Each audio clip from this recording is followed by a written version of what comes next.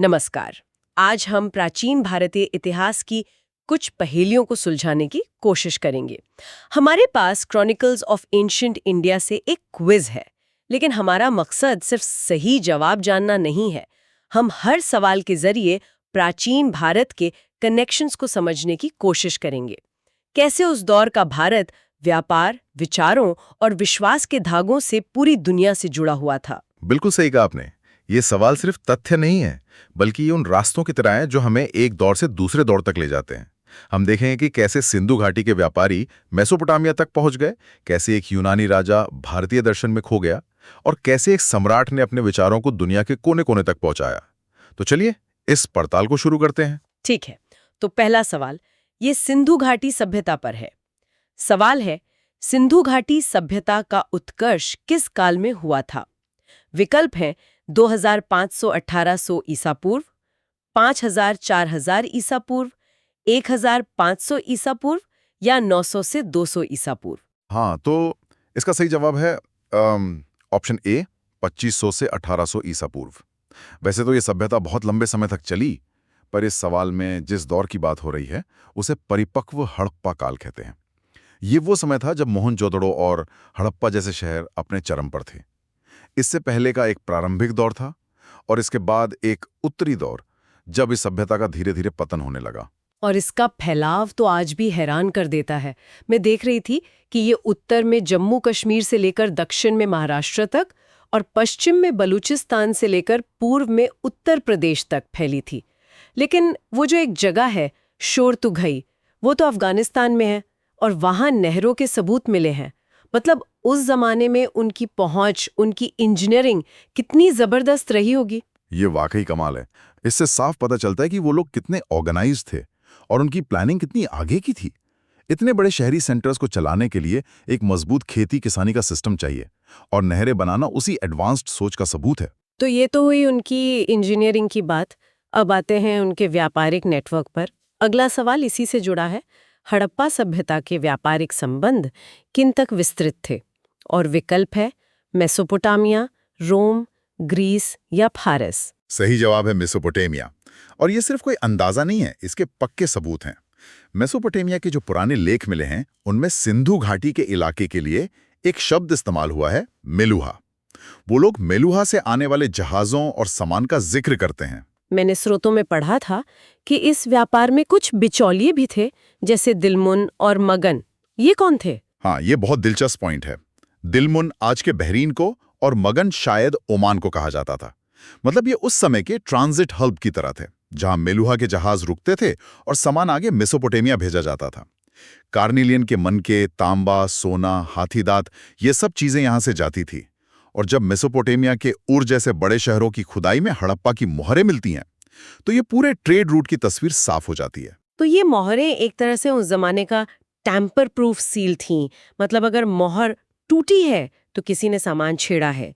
ये तो आज के अमेज़न पैकेट जैसा ही कॉन्सेप्ट है। बिल्कुल कह सकते हैं आप। ये मोहरें क्वालिटी और भरोसे का सिंबल थीं। इससे पता चलता है कि दोनों सभ्यताओं के बीच न केवल माल का बल्कि एक भरोसे का रिश्ता भी था। तो हमने देखा कि कैसे हड़प्पा सभ्यता व्यापार के जरिए मेसोपोटामिया से जुड़ी थी। लेकिन भारत का संपर्क हमेशा सिर्फ व्यापार का नहीं रहा।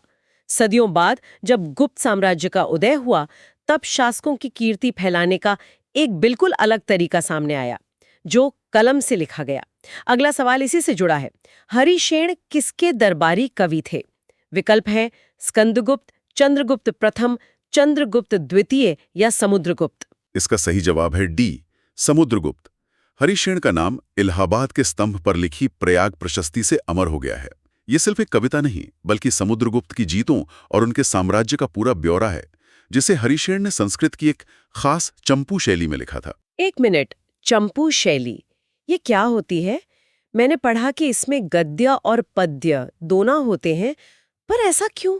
बहुत अच्छा सवाल है।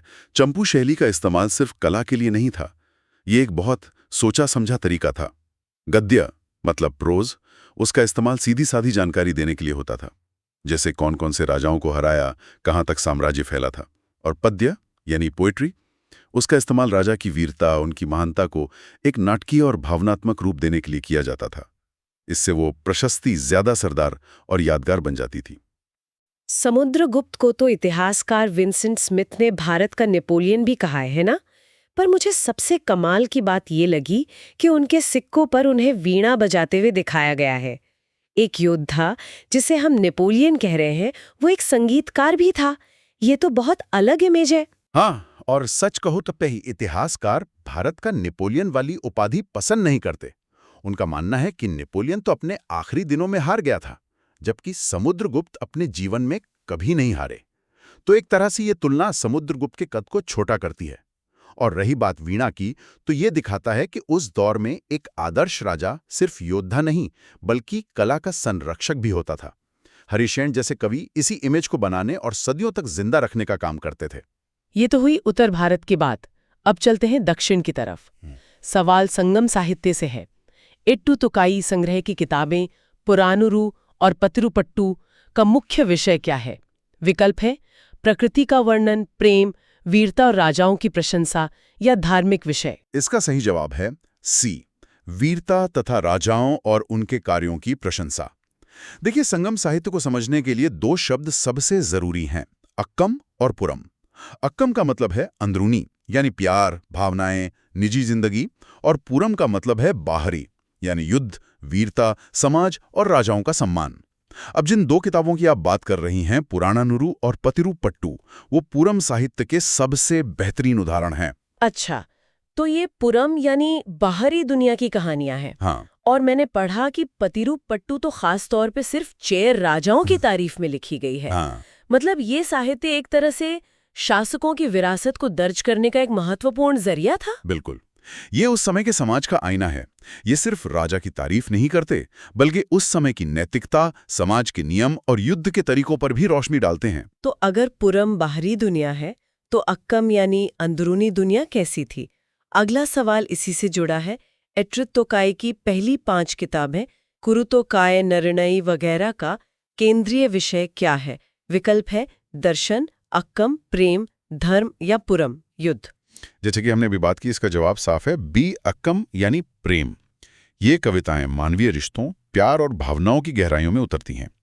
इन्हें संगम साहित्य का दिल माना जाता है। यहाँ पर 5 थिरनई का कॉन्सेप्ट मुझे बहुत ही आकर्षक लगा।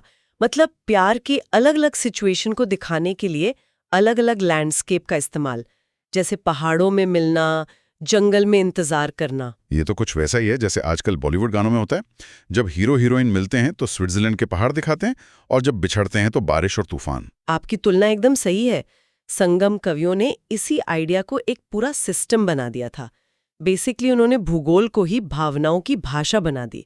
ये सिर्फ कविता नहीं है, ये मनोविज्ञान और प्रकृति के बीच एक गहरा रिश्ता दिखाती है। चलिए अब उस सभ्यता की ओर लौटते हैं जिसके बारे में हमने व्यापार से बात शुरू की थी, लेकिन जिसकी अपनी अंदरूनी दुनिया आज भी एक राज है। सवाल है, हड़प्पा मोहरें मुख्यतः किससे बनाई जाती थीं?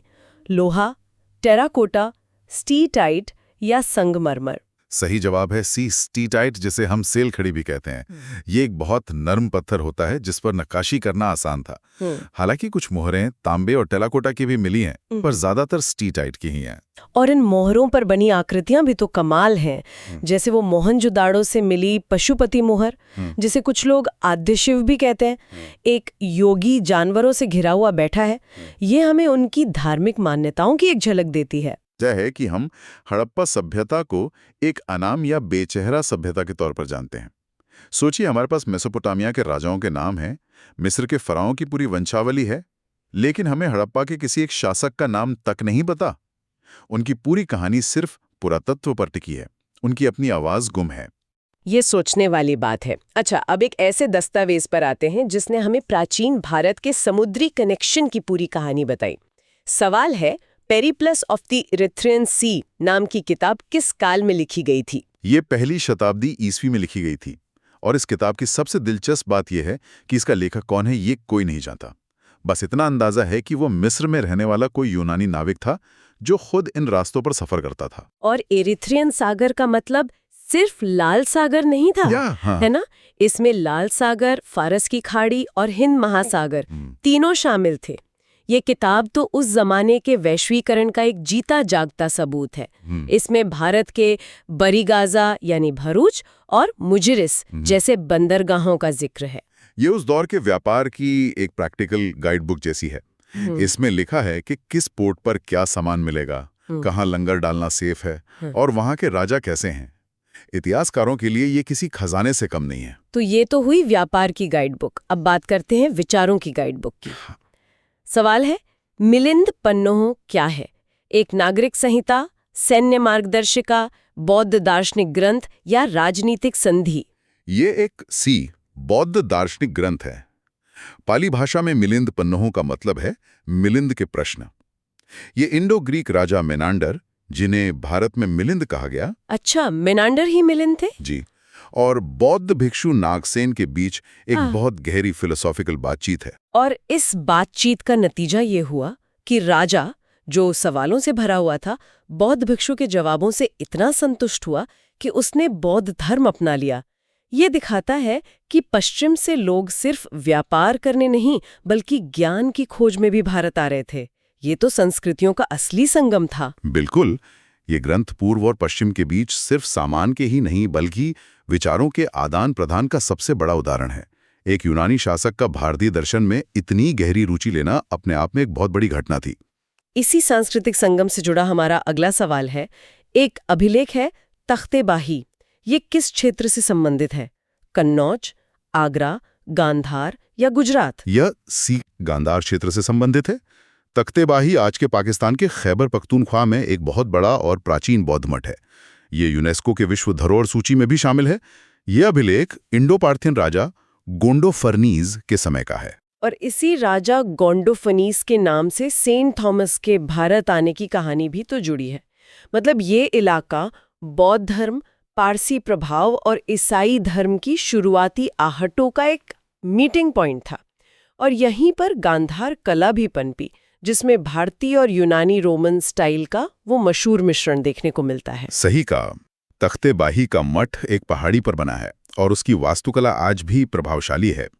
यह उस समय गांधार क्षेत्र में बौद्ध धर्म की शान और समृद्धि का प्रतीक है। और अब आते हैं आज के आखिरी सवाल पर, जो शायद प्राचीन भारत के ग्लोबल कनेक्शन की सबसे बड़ी मिसाल है। सवाल है, किस मौर्य शासक ने विदेशी देशों में बौद्ध धर्म प्रचारक भेजे थे?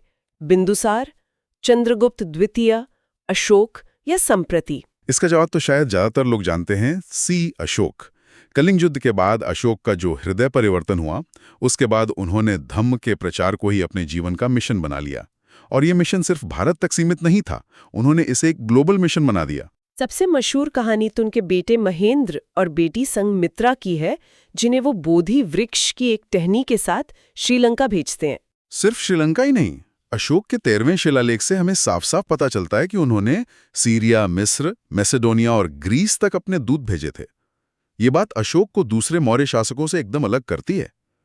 उनके दादा चंद्रगुप्त मौर्य ने जीवन के अंत में जैन धर्म अपना लिया था। उनके पिता बिंदुसार आजीवक संप्रदाय को मानते थे। लेकिन अशोक का दृष्टिकोण सही मायनों में अंतर्राष्ट्रीय था।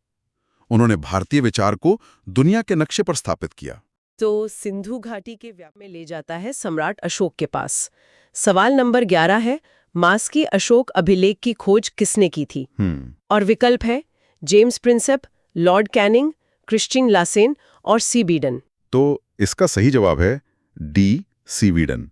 1915 में उन्होंने कर्नाटक के मास्की में इस अभिलेख को खोजा था। अच्छा। और ये मतलब कोई मामूली खोज नहीं थी। इसने भारतीय इतिहास की एक बहुत बड़ी गुत्थी सुलझा दी थी। मैं यही पूछने वाली थी, अशोक के तो इतने सारे अभिलेख मिले हैं, फिर इस एक में ऐसा क्या खास था? यही तो सबसे दिलचस्प बात है। देखिए, 1915 से पहले हमें जितने भी अभिलेख मिले थे, उनमें राजा का नाम ही नहीं लिखा था। नाम नहीं था? नहीं, उनमें सिर्फ एक उपाधि लिखी होती थी, देवनाम प्रिय प्रियदसी। देवनाम प्रिय प्रियदसी, इसका मतलब क्या हुआ? मतलब देवताओं के प्रिय प्रियदर्शी राजा। तो इतिहासकार सदियों से इस पर बहस कर रहे थे, ये आखिर ये राजा है कौन? अच्छा, तो ये पता ही नहीं था कि अशोक है? बिल्कुल, सब अंदाजा लगा रहे थे। मास्की अभिलेख इसलिए एक धमाके जैसा था क्योंकि ये पहला अभिलेख था जिसमें साफ साफ लिखा था देवनाम प्रिय प्रियदसी अशोक। अरे वाह, यानी इस एक पत्थर के टुकड़े ने उस उपाधि को सीधे सीधे सम्राट अशोक से जोड़ दिया। हाँ, एक झटके में सारी बहस ही खत्म हो गई। कमाल है। तो फिर विकल्पों में जेम्स प्रिंसेप का नाम क्यों था? उनका नाम भी तो अशोक के अभिलेखों से बहुत जुड़ा हुआ है। बहुत जरूरी सवाल है। देखिए, जेम्स प्रिंसेप वो थे जिन्होंने 1837 में पहली बार ब्राह्मी लिपि को पढ़ा था। अच्छा, उन्होंने लिपि को डिकोड किया। हाँ, उन्होंने हमें इन पत्थरों की भाषा को समझने की चाबी दी। अगर प्रिंसेप न होते तो बीडन को मास्की में वो अभिलेख मिल भी जाता तो भी हम उसे पढ़ नहीं पाते। समझ गई। तो एक ने दरवाजा खोला और दूसरे ने बताया कि अंदर कौन है। बिल्कुल। तो अशोक ने अपने विचार पत्थरों पर लिखवाए, लेकिन बौद्ध धर्म को बढ़ावा देने के लिए उन्होंने बड़ी बड़ी इमारतें भी बनवाई। और मुझे लगता है हमारा अगला सुराग वहीं से है। बिल्कुल। सवाल नंबर 12, कौन सा स्तूप उस स्थान को दर्शाता है जहां बुद्ध ने पहला उपदेश दिया था? और विकल्प हैं महाबोधि, धमेक, अमरावती और सांची। इसका जवाब तो बी धमेक स्तूप है। ये सारनाथ में है ना? एकदम सही। सारनाथ में यही वो जगह है जहां ज्ञान प्राप्ति के बाद बुद्ध ने अपने पहले 5 शिष्यों को उपदेश दिया था। अच्छा। इस घटना को धम्मचक्र प्रवर्तन कहते हैं, यानी धर्म के पहिए को पहली बार घुमाना। वाह, धमेक स्तूप उसी ऐतिहासिक पल की याद में बना एक स्मारक है। ये तो बहुत गहरा प्रतीक है। लेकिन बाकी के स्तूप भी तो बहुत मशहूर है, जैसे सांची का स्तूप। उसका क्या महत्व है? हर स्तूप एक अलग कहानी कहता है। जैसे महाबोधि स्तूप बोधगया में है, जहां बुद्ध को ज्ञान मिला था।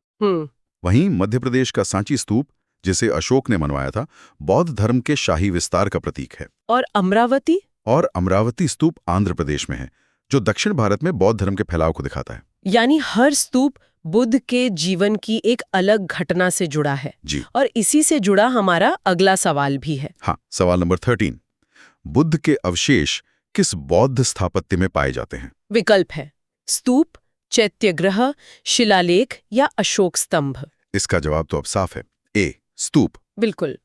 स्तूप का जो मूल विचार है वो यही था। वे असल में पवित्र अवशेषों को सहेज कर रखने के लिए बनाए गए थे। अवशेष मतलब जैसे हड्डियां या राख? हाँ, हड्डियां, राख या बात। इन अवशेषों को पाली भाषा में धातु कहते हैं। तो जब कोई स्तूप की परिक्रमा करता है तो वो असल में उन पवित्र अवशेषों के प्रति श्रद्धा दिखा रहा होता है। अच्छा, एक सवाल जो अक्सर मन में आता है, स्तूप और चैत्य, इन दोनों में क्या फर्क है? ये एक बहुत आम सवाल है। इसे ऐसे समझिए, स्तूप एक स्मारक है जिसके अंदर अवशेष हैं, जबकि चैत्य एक प्रार्थना हॉल है जहां भिक्षु इकट्ठा होकर ध्यान करते हैं। और विहार? और विहार वो जगह है जहां भिक्षु रहते हैं, मतलब मठ। तो स्तूप स्मारक है, चैत्य प्रार्थना घर है और विहार रहने की जगह। ये बहुत साफ तरीके से समझ में आ गया।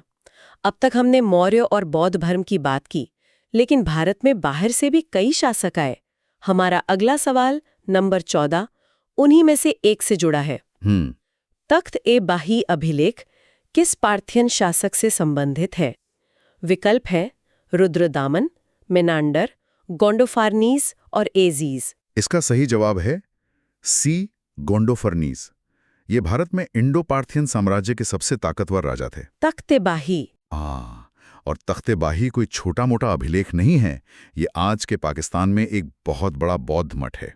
यूनेस्को की विश्व धरोहर सूची में शामिल है ये। एक बौद्ध मठ और एक पार्थिन राजा, ये कनेक्शन थोड़ा हैरान करता है।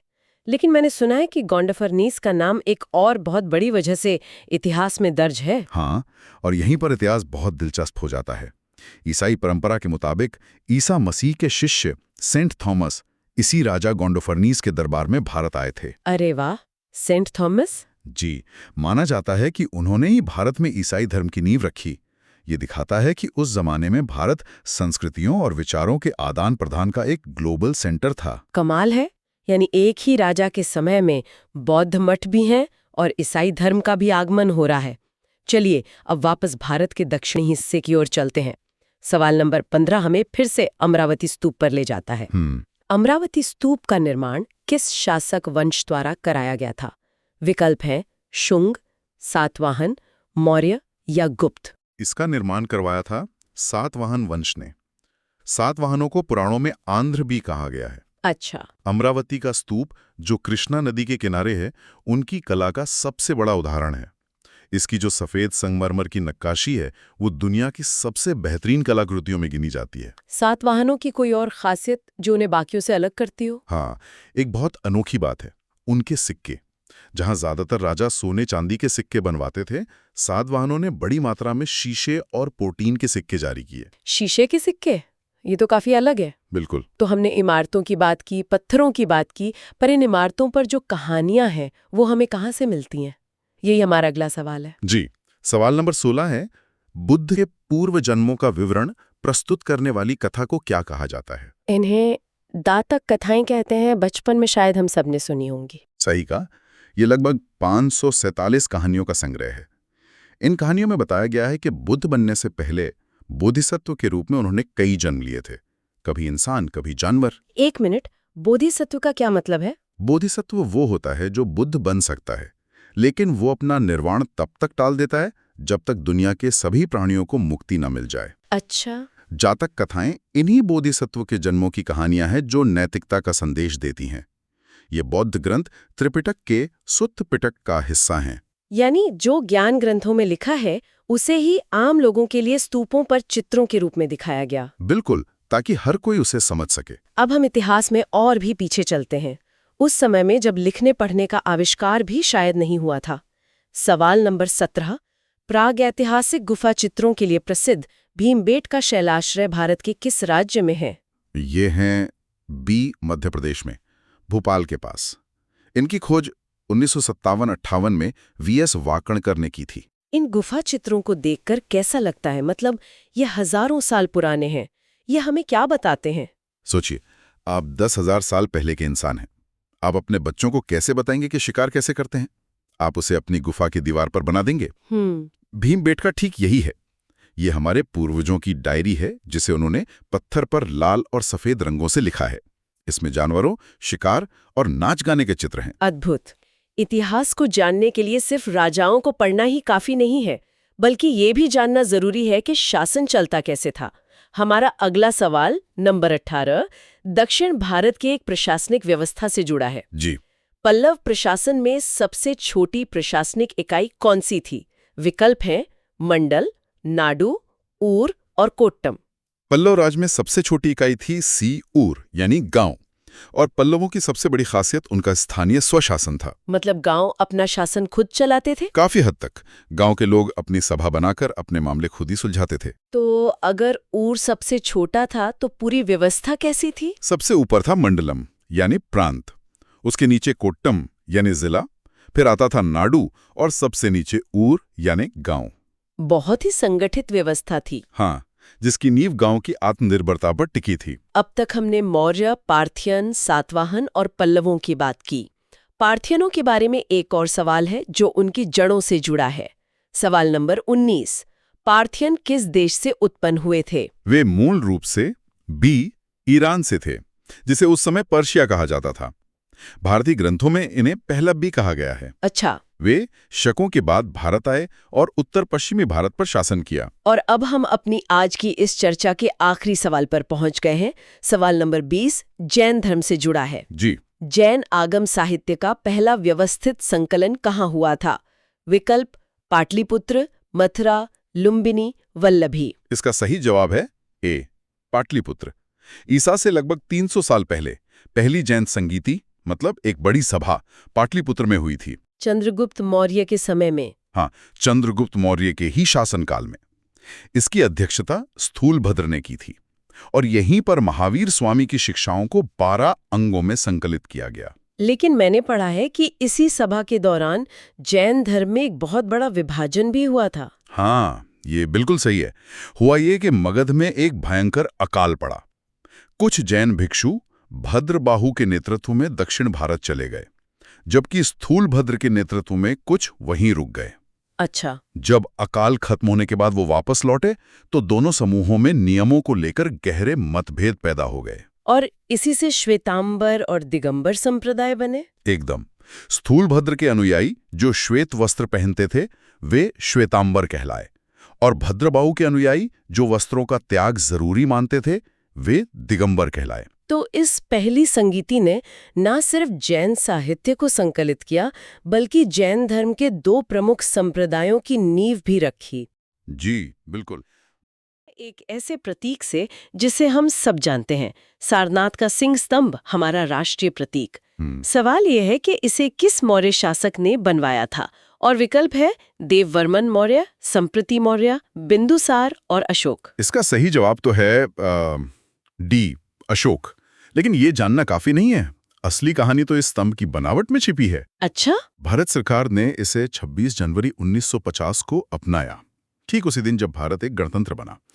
तो ये सिर्फ पत्थर का एक स्तंभ नहीं बल्कि आजाद भारत की आत्मा का प्रतीक है। वाह, ये कनेक्शन तो मैंने कभी सोचा ही नहीं था। और इसमें जो 4 शेर हैं जो चारों दिशाओं में देख रहे हैं, वो सिर्फ एक डिजाइन नहीं है ना? बिल्कुल नहीं, ये एक पावरफुल स्टेटमेंट जैसा लगता है। वो शक्ति, साहस और आत्मविश्वास का प्रतीक है। ये अशोक के विशाल साम्राज्य का ऐलान है। लेकिन दिलचस्प बात शेरों के नीचे है। वो जो गोल आधार है जिसे एबिकस कहते हैं, उस पर 4 और जानवर हैं। हाँ, मैंने ध्यान दिया है। एक हाथी, एक घोड़ा। सही, एक हाथी, एक दौड़ता हुआ घोड़ा, एक सांड और एक सिंह। हर एक जानवर बुद्ध के जीवन के एक चरण को दिखाता है। और बीच में हमारा अशोक चक्र, जी, जिसे हमने अपने तिरंगे में जगह दी है, और उसके नीचे लिखा है सत्यमेव जयते। ये एक लाइन में पूरे भारत का दर्शन है। कमाल है कि एक अकेली कलाकृति में इतनी सारी परतें हैं। इतिहास, धर्म, राजनीति, सब कुछ। यही अशोक की खासियत थी। मतलब वो कला का इस्तेमाल संदेश देने के लिए करते थे। बिल्कुल। बिहार के रामपुरवा में मिला रामपुरवा सांड भी इसका एक बेहतरीन उदाहरण है। ये सिर्फ मूर्तियां नहीं थीं, ये पब्लिक मैसेजिंग था, हजारों साल पहले। अशोक ने कला के जरिए अपने साम्राज्य की एक पहचान बनाई। लेकिन अगर हम समय में और पीछे जाएं, तो एक ऐसी सभ्यता थी जिसने अपनी पहचान किसी राजा या स्तंभ से नहीं, बल्कि अपनी अविश्वसनीय इंजीनियरिंग से बनाई थी। हड़प्पा सभ्यता। हाँ, और हमारा अगला सवाल वहीं से है। सवाल है कि हड़प्पा वासियों के बारे में इनमें से कौन सा कथन गलत है। ठीक है। विकल्प है, वे आभूषण और लकड़ी का निर्यात करते थे, उनका सबसे प्रिय आभूषण कार्नेलियन के मनके थे, वे सक्रिय व्यापार करते थे, या फिर वे औजार और बर्तन बनाने के लिए सिर्फ सोने का इस्तेमाल करते थे। यहाँ जो गलत कथन है वो है डी। ये सोचना कि वो औजार और बर्तन बनाने के लिए सिर्फ सोने का इस्तेमाल करते थे, बिल्कुल गलत है। ये तो बहुत अजीब बात है। हम हमेशा सोचते हैं कि प्राचीन सभ्यताएं सोने में डूबी रहती थीं, तो अगर वो रोजमर्रा के औजार बनाने के लिए सोना इस्तेमाल नहीं कर रहे थे, तो मतलब सोना बहुत ज्यादा कीमती था, या फिर वो लोग बहुत प्रैक्टिकल थे? दूसरा वाला पॉइंट ज्यादा सही है। वो लोग बेहद प्रैक्टिकल थे।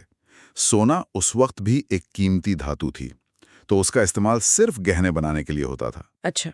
रोजमर्रा के औजारों और हथियारों के लिए वे तांबा, कांस्य और चर्ट जैसे मजबूत पत्थर का इस्तेमाल करते थे। उन्होंने हर धातु का सही इस्तेमाल सीखा था। और बाकी के विकल्प तो उनके व्यापार की कहानी बताते हैं। मतलब वो मेसोपोटामिया तक लकड़ी और गहने निर्यात करते थे। ये तो आज के ग्लोबल ट्रेड जैसा लगता है। बिल्कुल। उनके लाल रंग के कार्नेलियन पत्थरों से बने मनके मेसोपोटामिया में बहुत मशहूर थे। सोचिए, उस जमाने में बिना किसी मॉडर्न टेक्नोलॉजी के उनका ट्रेड नेटवर्क कितना फैला हुआ था। अविश्वसनीय है। हाँ। और वो अफगानिस्तान के शॉर्टुगई से लाजवर्थ नाम का कीमती नीला पत्थर भी मंगाते थे। ये उनकी सोफिस्टिकेशन को दिखाता है।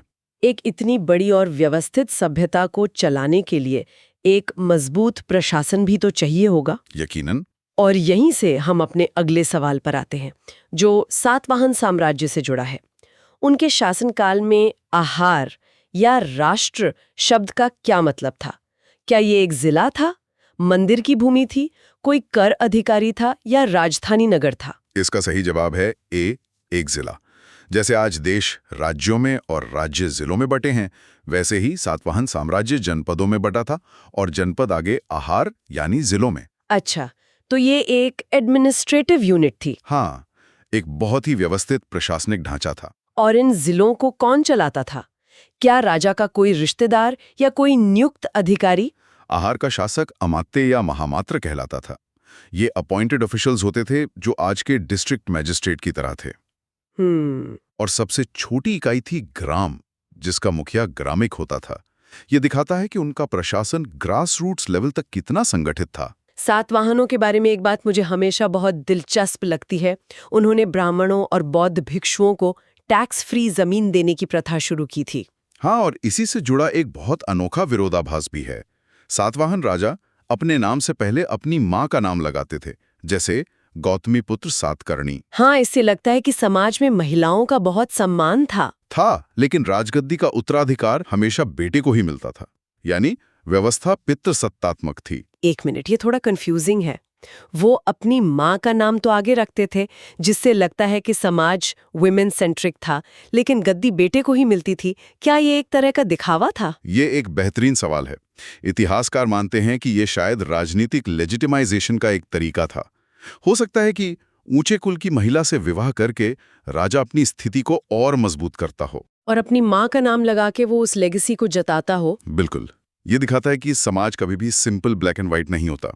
प्रशासन की बात चली रही है तो मगध काल पर आते हैं। हमारा अगला सवाल उनकी न्यायिक व्यवस्था से है।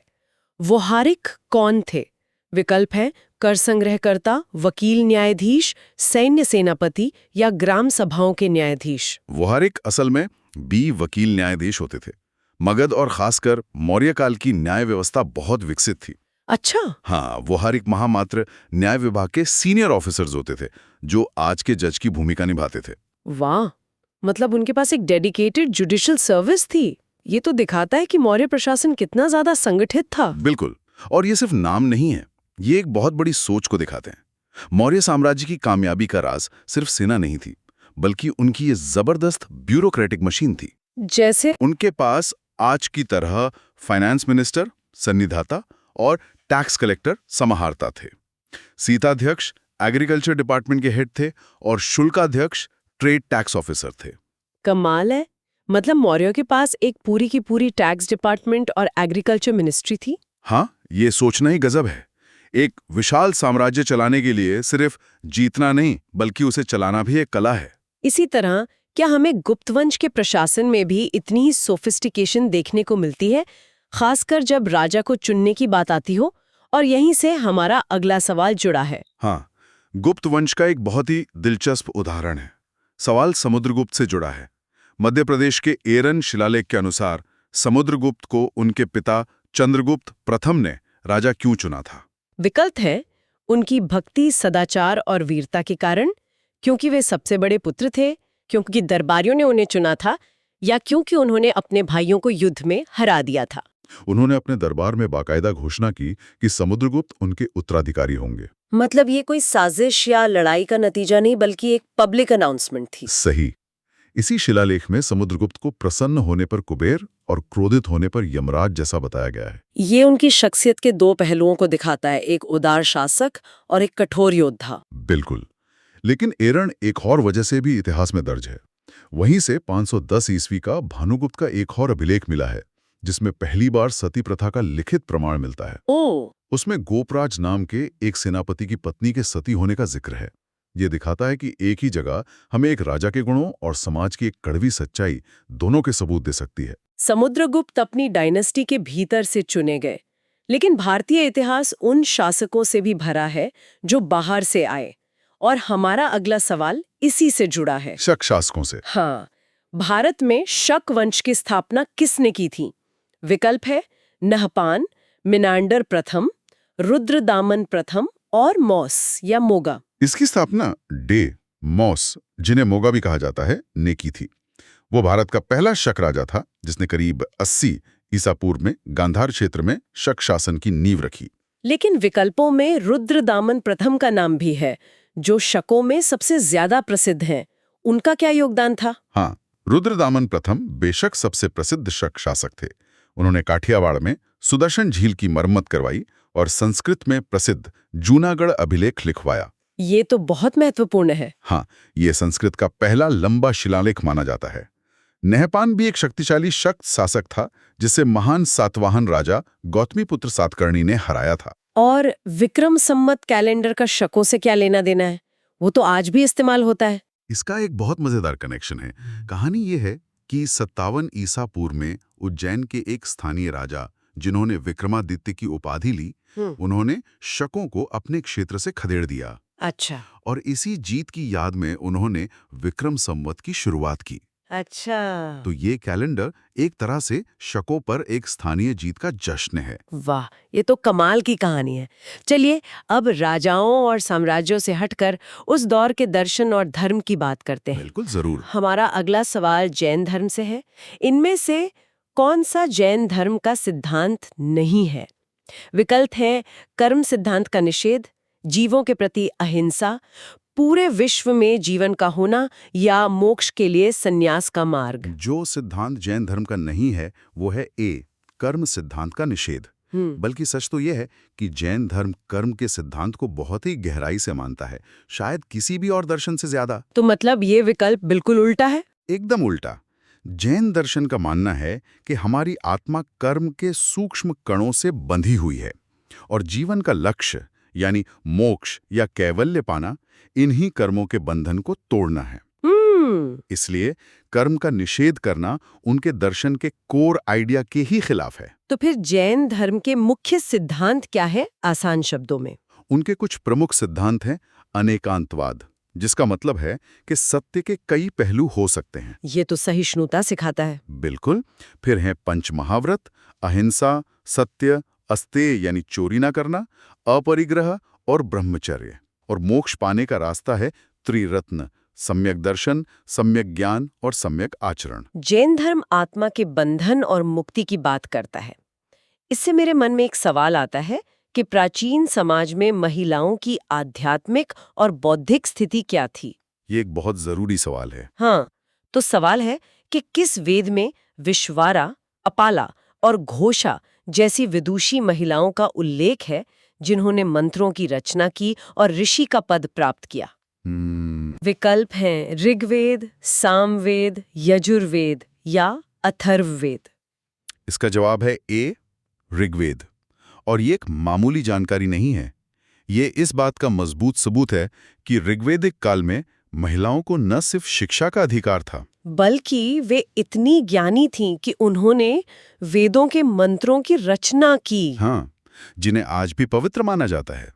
लोपामुद्रा और सिकता जैसी और भी कई महिलाओं का जिक्र मिलता है। ये तो उन धारणाओं को तोड़ता है जो मानती हैं कि प्राचीन समाजों में महिलाओं की कोई भूमिका नहीं थी। यहाँ तो वे ऋषि का दर्जा पा रही हैं। बिल्कुल। ऋग्वेद, जो सबसे पुराना वेद है, हमें उस समाज की एक ऐसी तस्वीर दिखाता है जो शायद बाद के दौर से ज्यादा उदार था। ऋग्वेद में 10 मंडल और 1028 सूक्त हैं। इसका तीसरा मंडल गायत्री मंत्र के लिए और 10वां मंडल पुरुष सूक्त के लिए प्रसिद्ध है, जिसमें वर्ण व्यवस्था की पहली बार बात की गई है। ऋग्वेदिक समाज सोच में इतना एडवांस्ड था, लेकिन अगर हम एडवांस्ड लिविंग और अर्बन प्लानिंग की बात करें तो हमें फिर से सिंधु घाटी सभ्यता की ओर लौटना होगा। हाँ, उनकी इंजीनियरिंग आज भी हैरान कर देती है। तो सवाल है, उनकी नगर योजना की कौन सी विशेषता उनके जबरदस्त अभियंत्रण कौशल को दर्शाती है? विकल्प है मंदिर, शैल कटित गुफाएं, भूमिगत रेल मार्ग या जल निकास प्रणाली। बिना किसी शक के इसका जवाब है डी, जल निकास प्रणाली, मतलब उनका ड्रेनेज सिस्टम। यही उनकी सबसे बड़ी खासियत थी। हाँ, ये सिंधु घाटी सभ्यता की सबसे अनूठी और प्रभावशाली विशेषता थी। ईमानदारी से कहूं तो कई आधुनिक शहरों से बेहतर व्यवस्था थी उनकी। आप मजाक तो नहीं कर रहे? हजारों साल पहले की जल निकास प्रणाली आज से बेहतर कैसे हो सकती है? बिल्कुल सीरियस हूं।